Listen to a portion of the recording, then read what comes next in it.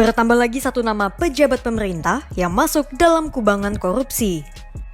Dia adalah Wamenkumham Edward Omar Sharif Yaric atau Edi yang telah ditetapkan oleh KPK sebagai tersangka korupsi dan diumumkan pada Kamis 9 November 2023. Edi dijerat dengan pasal dugaan penerimaan suap dan gratifikasi sebesar 7 miliar rupiah.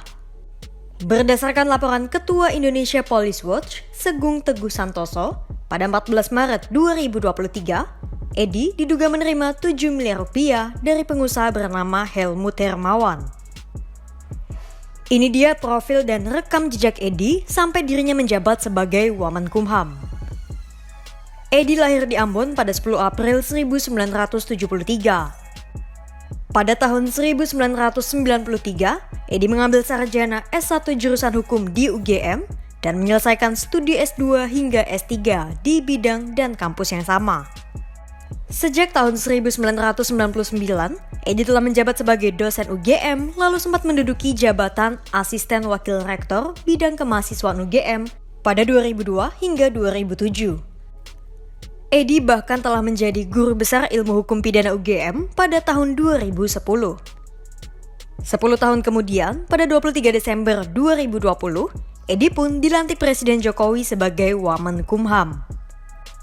Ketika UU Cipta Kerja jadi perdebatan, Edi dikenal sebagai salah satu sosok yang mengkritik UU Cipta Kerja. Karena ia menilai undang-undang itu berpotensi menjadi macan kertas.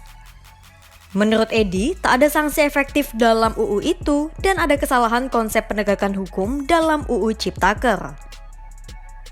Edi juga beberapa kali dihadirkan sebagai ahli dalam persidangan besar. Pada 2017, Edi hadir sebagai saksi ahli dalam persidangan kasus penistaan agama yang menjerat Basuki Cahayapurnama.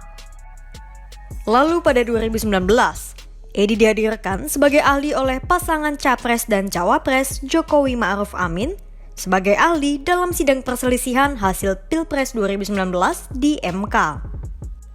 Sosok Edi pun hadir pula dalam sidang kasus kematian Wayan Mirna Salihin atau yang dikenal juga sebagai kasus kopi sianida sebagai ahli pada 2016.